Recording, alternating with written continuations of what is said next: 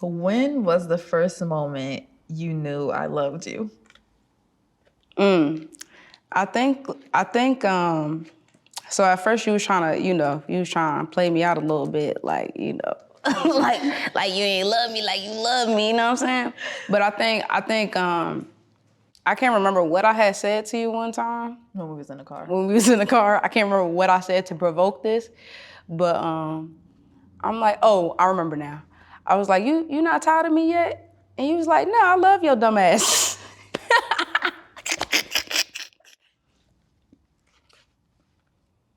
So when was the first time that you knew I loved you? Really that first night. No, but remember that day, I was in school and we weren't gonna see each other this day, but you came from, West Bubba. You came from over Like there. an hour away. Yes. And you brought me breakfast. You brought me breakfast and then you left. So it wasn't like we was hanging out and, we was chilling and cooling. It was just, you just brought me breakfast and then you left. But it was a waste. It was a waste to bring that breakfast. It wasn't like you were around the corner. Yeah. So I'm like, why? Why would you do that? But of course it's because that's like, it wasn't really for a reason. It was just because you love me, because you wanted to. That's love right there. And I also knew like food was the way to your heart. Yes, and it still is. So, Yes, But I just wanted to, even if it was for a second, I just wanted to spend time with you and then just also let you know I was thinking about you. And I brought that right to class with me. You ate it in class? I did. I always had some food with me in class. Horrible, but. I love that. Mm-hmm. Is it my turn? Mm-hmm. Okay.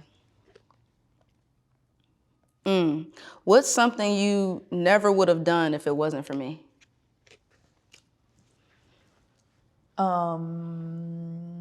I don't, you don't know how Justin Bieber say never. But I feel like I probably wouldn't have expressed my feminine energy as much. Because, when we met, I was very much a boy. Mm-hmm. Giving Leonard.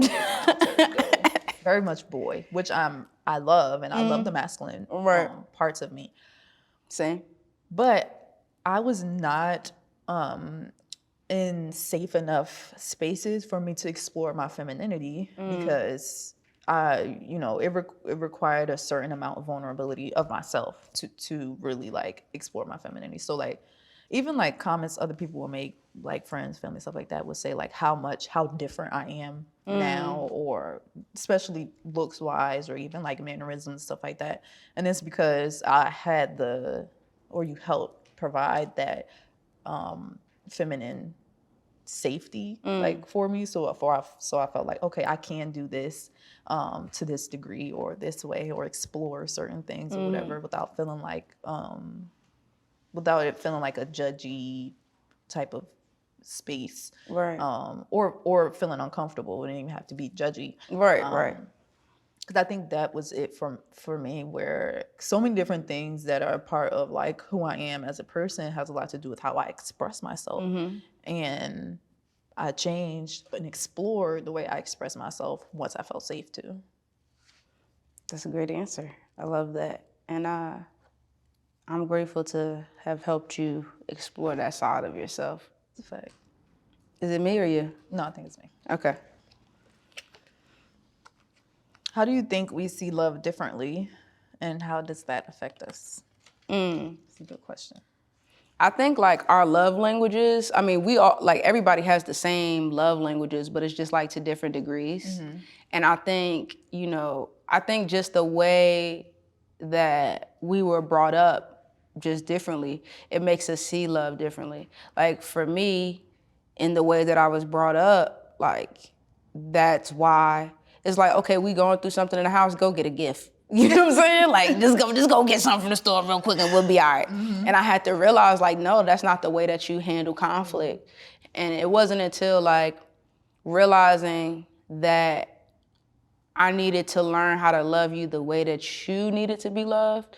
Like, of course you still like nice things and I like to, take you out and do stuff like that. But just actively listening to you, like just actively affirming you, just like being there for you.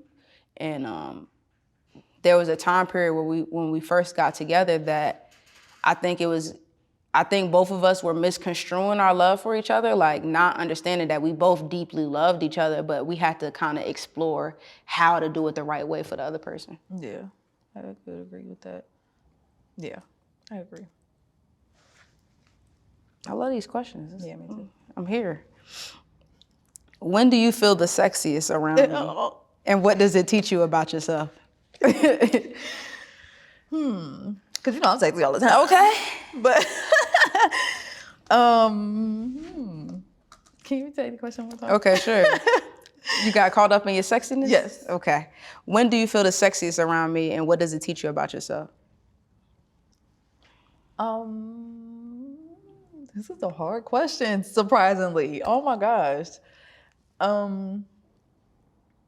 When I am like being myself, like my truest self, like I'm doing something with my hair or my makeup, or like I'm trying different stuff on my clothes or whatever, that's when like I feel, because you know, you always be like, wow, or this, or like, or, you know what I mean? I'm like, and then I'll be like, wow, really? Like, really, for real? That don't even have anything to do with sexiness, but it makes me feel more beautiful. Yeah.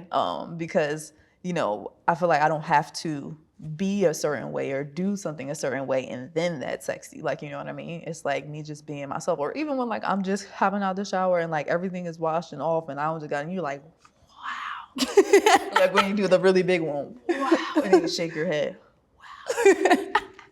I mean it though. And I'm like. Yeah. I think for me it's like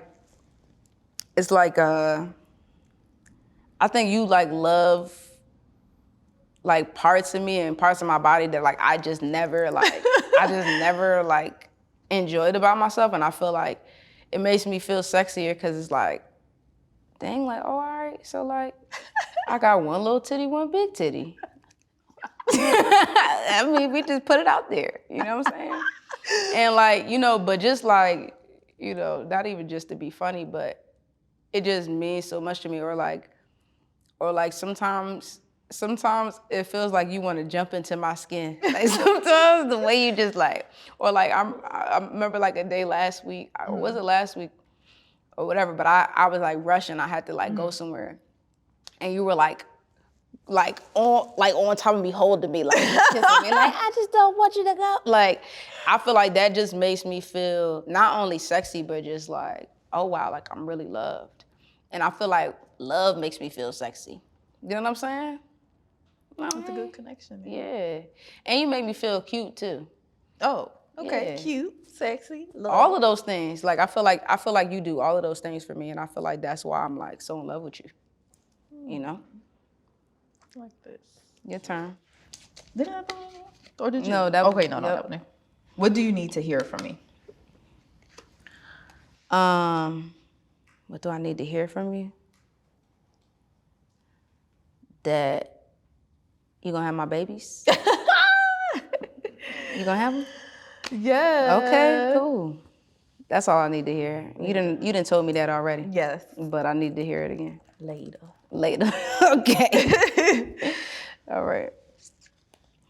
Why am I in your life?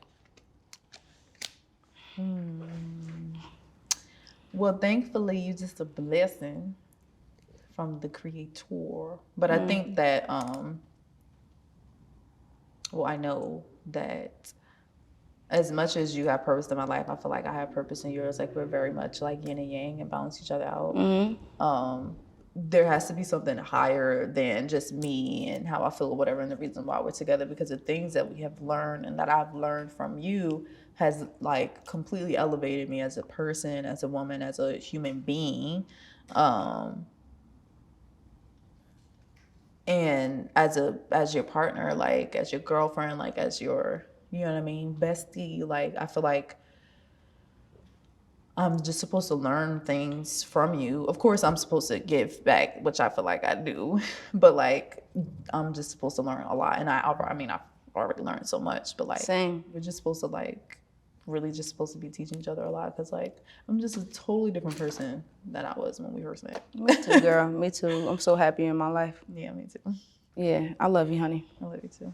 It's your turn.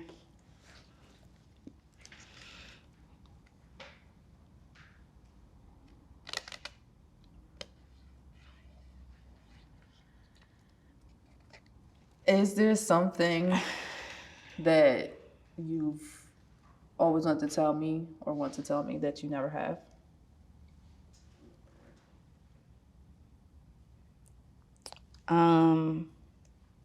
No, not really. I feel like I tell you a lot of stuff. I